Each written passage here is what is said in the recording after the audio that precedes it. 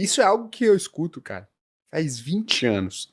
Então, pô, o que faz com que o Brasil ele tenha tanta oportunidade e talvez tão poucas pessoas propensas a explorar essas oportunidades, né? Ou será que isso é falta de capacitação? Porque uma coisa que você pegou, que você falou, Lázaro, é, pô, muito real. Pô, no Brasil, o cara que ele vai e abre no que acha que tá indo bem, ou que agora vai ser a próxima onda. Ai, surgiu energia, vai todo mundo pra energia. Puta merda está agora. Agora todo mundo acha que vai puxar um carrinho e vai lá e vai ganhar dinheiro fácil. Não é assim, velho. Tá, bebê? É isso aí. Então, eu queria entender um pouco mais. Por que o Brasil ele continua sendo o país das oportunidades faz 20, 30 anos e, pô, essas oportunidades parece que sempre existem, sempre existiram. E, cara, que não chega alguém lá e fala, pô, essa puta oportunidade, vou aproveitar. Eu acho, né, que vamos falar de opiniões, né? Eu não tenho o dado, mas semanalmente a gente lida com centenas de empresários, né? Semana passada a gente estava numa imersão nossa e é impressionante quantas histórias daquele self-made man, o cara que veio do nada absoluto, do menos 12 e construiu centenas de milhões de reais. E se conversa com um cara, é um cara simples, que às vezes não fala certo, e é o cara que aproveitou as oportunidades. O que é que eu acho? Eu acho que como o Brasil não tem essa...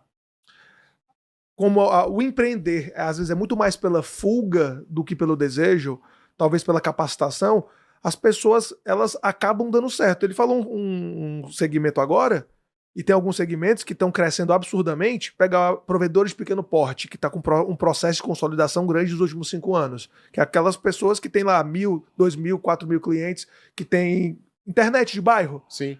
Quantas pessoas ali que eram, sei lá, o cara que passava o fio, começou a empreender e foi crescendo.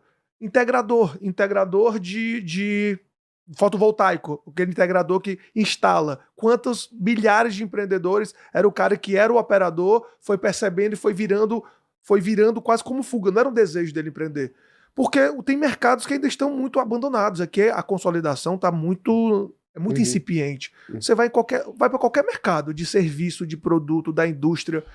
Então, eu acho que ainda o mato está muito alto para ser desbravado. Então, essas pessoas, essas oportunidades ainda não são agarradas sistematicamente, não são multiplicadas. A gente não multiplica mentalidade empreendedora para ter empreendedores consolidando esse mercado na velocidade que o mercado aumenta. A minha tese, né, minha opinião quase que filosófica é essa. Eu vejo assim. Legal. Vamos lá. Se você pensar, eu acho que é uma questão de maturidade de mercado. Pensa assim, nós temos 500 anos. E esses 500 anos a gente viveu na sombra e na subsistência durante muito tempo. Com a abertura de capital em 92 para cá, a gente começou a ter mais acesso e trazer coisas novas para cá, porque antes era tudo bloqueado. E se você parar para pensar, pensa assim, em termos de recursos naturais, a gente consegue alimentar o mundo. Se você pegar agro hoje no Brasil, irmão, eu sou um grande defensor do agro. Se não existisse agro, nós estávamos na merda. Porque, Lázaro, mas isso aqui é agro, isso aqui vem do agro. Tudo que a gente vive hoje, a maioria das coisas vem de lá. E tem a questão da maturidade mesmo. Então, a gente ainda tem muitas oportunidades. Somos um país de 215 milhões de pessoas, com um PIB ainda versus a capacidade nossa muito baixo, poderia ser muito mais se a gente usasse. É um país onde tem a economia primária com uma capacidade de multiplicar por 20 e os políticos ficam falando de serviço. Fica falando de tecnologia, sendo que a gente tem recurso natural em abundância que se eu colocasse, canalizasse no lugar certo, eu poderia estar 5 vezes maior, mas por questões que eu não sei se é políticas ou de mentalidade ou burrice mesmo, o cara fica falando, mas olha o serviço, como é que tá. Serviço é quanto perto do agro, irmão? Direta e indiretamente, representação do PIB e capacidade produtiva de escala para o mundo inteiro.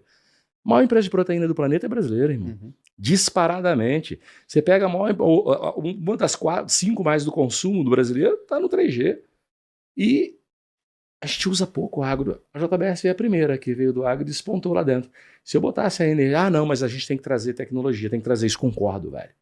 Mas se a gente canalizasse a energia para o potencial que nós temos de forma branca, transparente, não predadora, poderia estar maior. Então, a gente ainda é oportunidade por causa disso. E às vezes também a gente falou aqui, a baixa qualificação do empresário gera oportunidade para quem tem alta qualificação. Legal. Pô, sabe a gente estava falando aqui, e aí tem uma frase muito legal, né, que falam o seguinte, toda família que é feliz, elas se parecem, mas as famílias infelizes, elas são infelizes cada uma à sua maneira. E aí eu queria, vocês, de novo, vocês trabalham em várias empresas, vocês tocaram vários negócios, reestruturaram vários negócios, são empreendedores de sucesso. Então vocês acreditam que negócios que são bem-sucedidos, ou pessoas que são bem-sucedidas empreendendo, elas têm algumas similaridades, alguns pontos que todas elas têm em comum que fazem com que elas sejam bem-sucedidas empreendendo, tocando um negócio? E se essa frase, né, para família feliz e infeliz, ela também cabe para negócio. Cada negócio que não dá certo, ele pode dar errado por maneiras distintas. Mas do lado do sucesso, primeiro, os negócios que alcançam sucesso, eles têm pontos em comum, independente do setor? Começa. Eu acho que tem sim, sabe? Vou tentar elencar aqui alguns. Normalmente, em empresas de sucesso, o empresário, ele é um exemplo positivo para toda a organização. Ele é aquele cara que faz o que precisa ser feito, porque, principalmente se ele é o fundador, ele consegue ser esse exemplo não só de vontade, mas operacional. Ele é o cara que fez a roda girar no comercial, depois ajustou o financeiro, depois ajustou o operacional. Então, como ele é o cara que ele foi como uma locomotiva, um bandeirante abrindo tudo, ele vira aquele exemplo, inclusive, para os times que vêm depois. Então, acho que é um exemplo positivo, real e próximo. Uhum. A parte técnica, nem todo técnico foi um grande empresário. E nem todo empresário foi um grande técnico. A gente tem vários casos desse self-made man que técnico não sabe, técnico mesmo. Lá pode falar que trabalhou com alguns gigantescos do Brasil que não tinha tanta técnica, mas eram empresários, empreendedores fantásticos. Os caras têm um cheiro da operação, um know-how do cliente muito grande. Eu acho que tá em comum nos empresários de sucesso. Ele entende muito bem a cabeça do cliente. Ele não sabe dizer como é que é, mas ele entende, ele repassa do jeito dele. Os mais técnicos, os menos técnicos, como Silvio Santos, do jeitão dele. Uhum. Só nesse ponto, só pra gente... Mas este que não tem o know-how técnico, né, de verdade, genuíno, ele tem a humildade de reconhecer isso, porque eu conheço vários que não tem. Nem sempre, né, Lázaro? Ele se julga uma sumidade na área. Nem sempre. No detalhe, ele não passa da página 2 do livro. A humildade faz parte das famílias felizes. Mas tem os arrogantes que dão certo. Acho que a diferença é que, às vezes, os arrogantes demoram a dar a volta por cima quando tem problema. Uhum. Mas tem os arrogantes bastards, né? Tem os arrogantes que dão muito certo, até que dão errado, e demora um pouco mais para dar certo de novo, porque ele tem que baixar a guarda e falar: ei, Lázaro, eu não sei resolver não, resolve aqui por mim. Uhum. Então, às vezes, ele demora mais a dar a volta por cima, mas... Eu acho que os dois, tanto tem o arrogante e o humilde, que dá certo. E se a gente olhar mais no detalhe, eu acho que esse cara, ele é muito bom de gente. Uhum. E ele sabe montar times.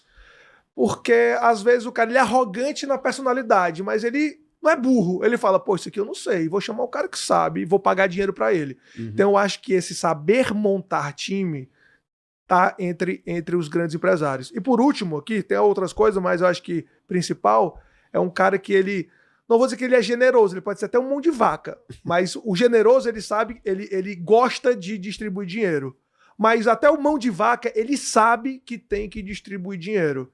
Ele não pode ser o fominha que segura a comissão, que quando bate meta não dá bônus, que ele quer ser o protagonista de todos os 87 CNPJs que fazem parte do grupo. Então, um cara que seja generoso ou não, mas que ele sabe abrir a mão no meio do caminho. Legal. Vamos lá, você fez várias perguntas numa só. Primeiro, você fez a analogia da família feliz e da família triste. Uhum.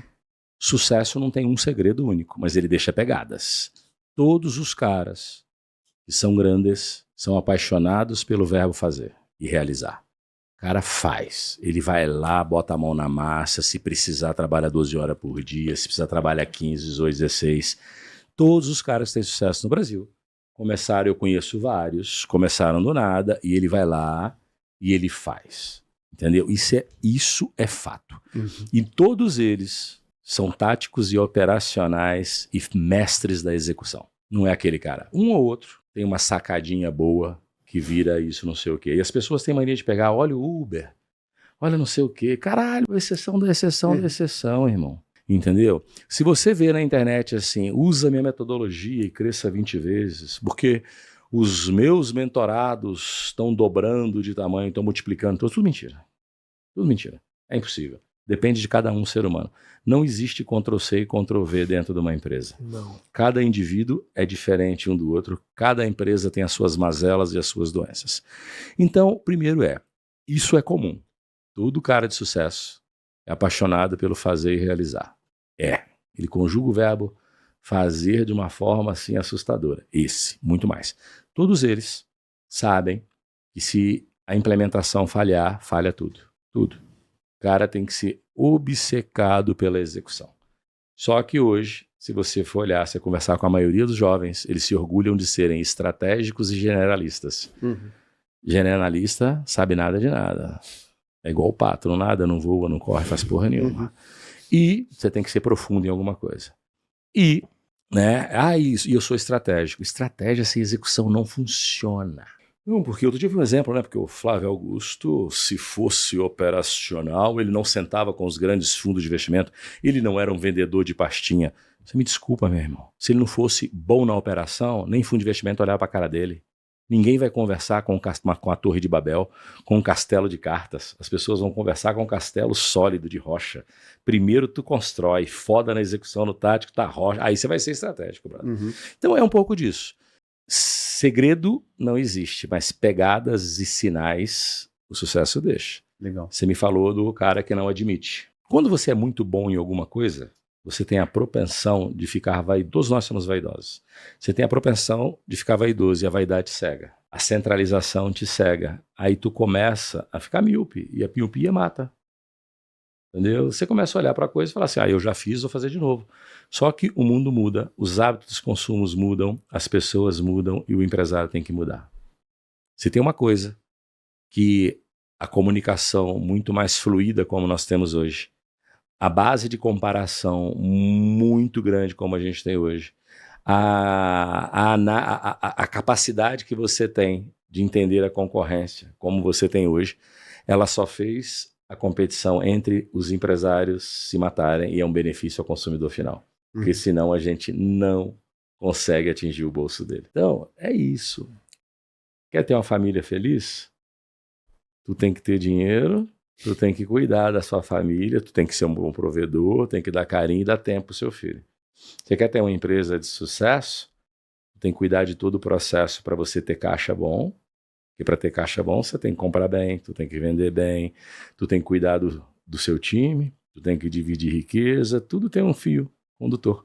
Se você pegar todo mundo que tem sucesso, todos eles têm um viés de fazer bem. Legal. O resto é furada.